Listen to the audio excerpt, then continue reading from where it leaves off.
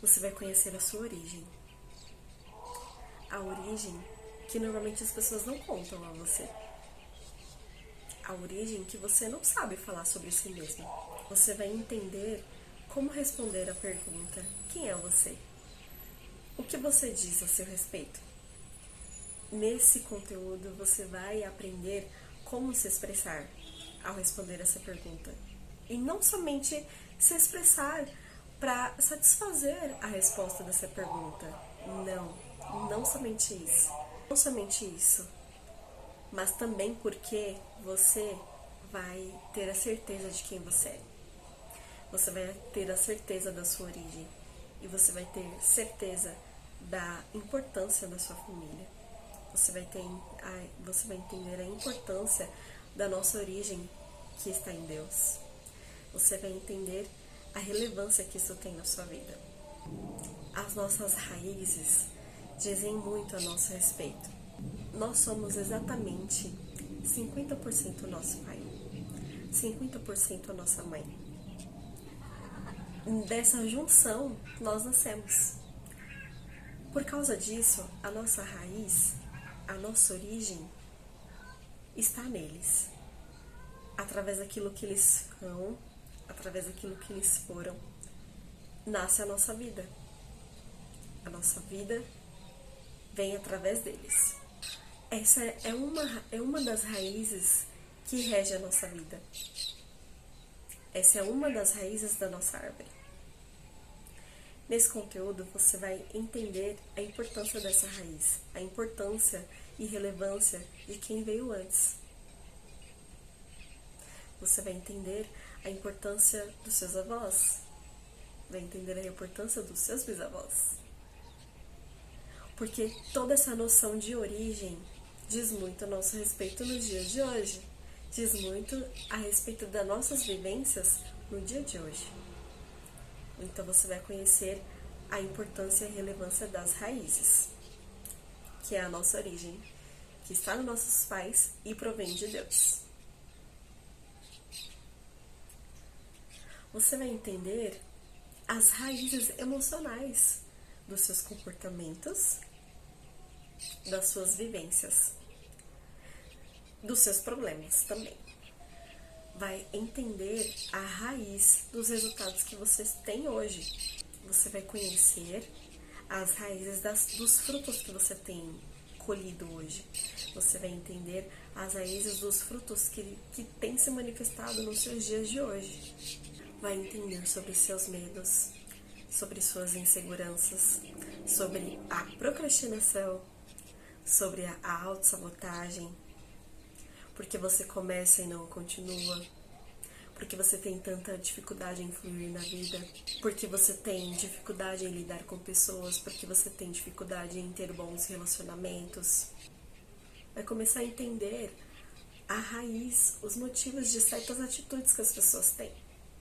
Vai começar a entender porque tem pessoas que agem de forma tão legal e pessoas que são tão arrogantes.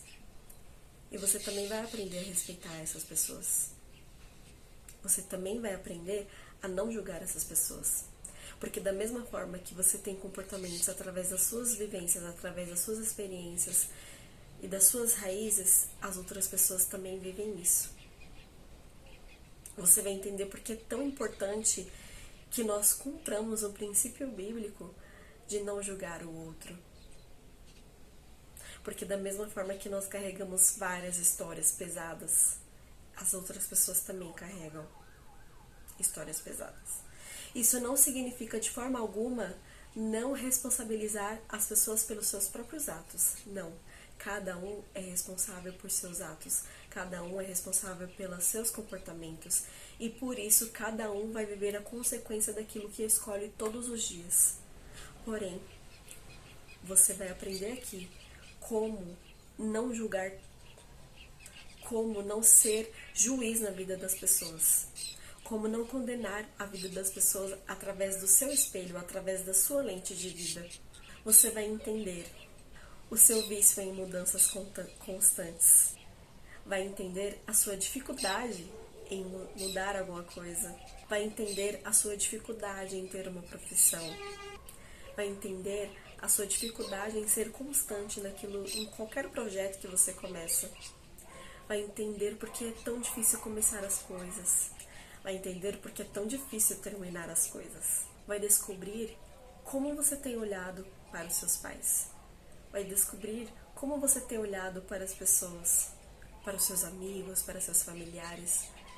E vai entender esse olhar é um olhar de julgamento, é um olhar de condenação.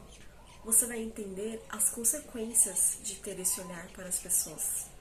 Você vai descobrir conflitos internos que atrapalham o fluir da sua vida.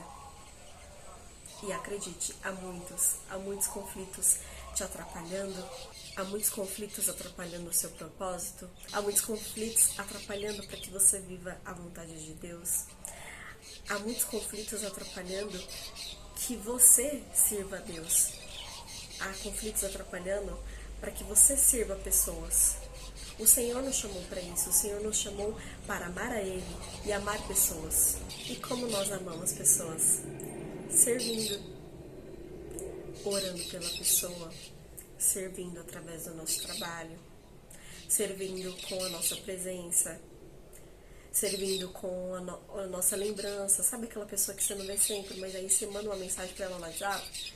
Você ama a vida dela, você ama a vida de alguém dando um presente. Você ama uma pessoa enxergando a pessoa. Sabe aquele pessoal no trem que não dá espaço pra ninguém? Aí você vê que a pessoa é preferencial. O pessoal tá vendo que é preferencial. E aí não dá espaço pra aquela pessoa. Cara, você pode ceder o lugar pra pessoa e amar a vida dela dessa forma. É um ato muito simples. Mas tem muita gente que não tá amando porque prefere não enxergar, prefere não ver os outros. Prefere não ver a necessidade dos outros. Porque amar as pessoas é isso. É você cuidar naquilo que você pode. É você cuidar, tomar uma ação que você pode tomar. E todas as vezes que você tem a possibilidade de amar alguém e não ama, através de uma ação sua, você está deixando de cumprir o princípio bíblico. Nós confundimos muito o amor que nós temos pelos nossos pais, o amor que nós temos pela nossa família, pelos nossos amigos, pelos nossos cônjuges. Nós confundimos muito, porque nós achamos que nós temos que amar os desconhecidos da mesma forma. Mas não tem como eu amar mais uma pessoa que eu não conheço mais do que o meu marido. Não tem como eu fazer isso. Porque nós construímos intimidade, nós construímos relacionamento, nós passamos por dificuldades e um apoiou o outro, nós passamos por alegrias e um comemorou pelo outro. Então não tem como nós amarmos os nossos desconhecidos da mesma forma, na mesma intensidade. Porém, a gente pode amar suprindo a necessidade de quem a gente vê na rua, de um amigo que esteja precisando também. Nós amamos pessoas enxergando elas, orando pela vida delas. É assim que o Senhor, é para isso que o Senhor nos chamou, para que nós o amemos e para que nós amemos uns aos outros. E você vai entender qual é a importância do cumprimento dos princípios bíblicos. Qual é a importância de ter a palavra do Senhor firmada nos corações. Acontece que parece que eu vou falar aqui um monte de coisa que ninguém nunca falou na vida, que muita gente nem sabe que tipo de conteúdo é esse, vai parecer isso. Mas na verdade, esse conteúdo vem daqui, vem da palavra. O Senhor deixou a palavra para nós. E nós a consideramos a palavra como o nosso material, o nosso manual de instruções. Mas quem lê? Quem? Porque não é somente a responsabilidade do pastor, do padre, do bispo, quem seja, das autoridades da igreja nos passarem conhecimento. Não é somente responsabilidade deles. Essa responsabilidade de passar um tempo com o Senhor e aprender do Senhor é nossa, é nossa, é nossa. Por que eu estou dizendo dessa forma? Tem crente que vai à igreja todo domingo, tá lá, todo domingo certinho. Mas se você pegar a Bíblia dele, na segunda, terça, quarta, quinta, sexta, sábado, a Bíblia vai estar aberta no mesmo capítulo, no mesmo livro da pregação de domingo.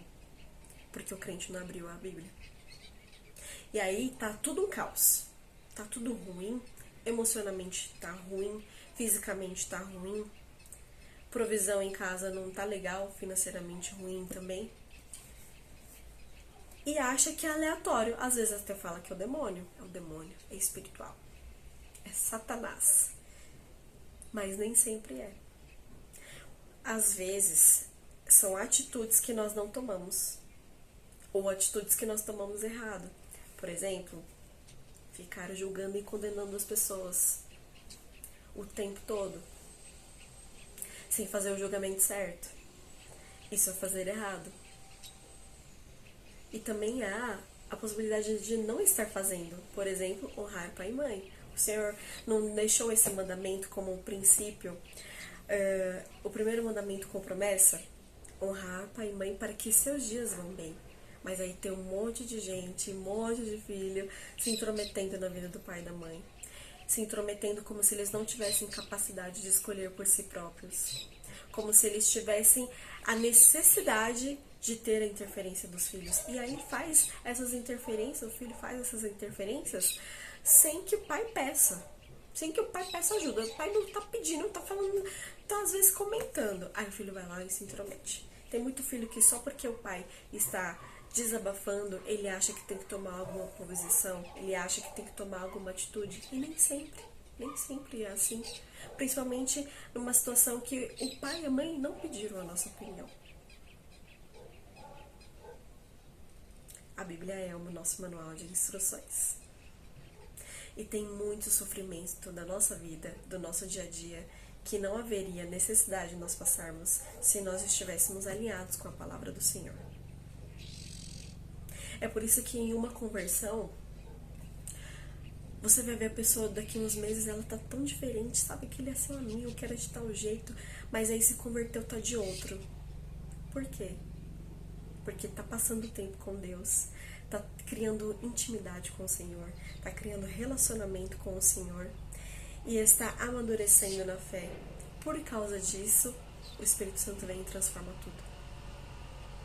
E aí problemas que essa pessoa tinha, ela já não tem mais, porque tá cumprindo o princípio. Situações caóticas que a pessoa vivia, já não tem, porque o Senhor está abençoando e está impedindo que ela continue escolhendo da mesma forma que ela escolhia antes, a partir das mesmas dores que ela conhecia antes, a partir dos mesmos filtros que ela tinha antes.